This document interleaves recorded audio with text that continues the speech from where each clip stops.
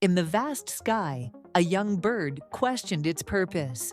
"Why do we fly so far?" it asked the elder. "To find warmth and food," the elder replied, "but also to discover ourselves."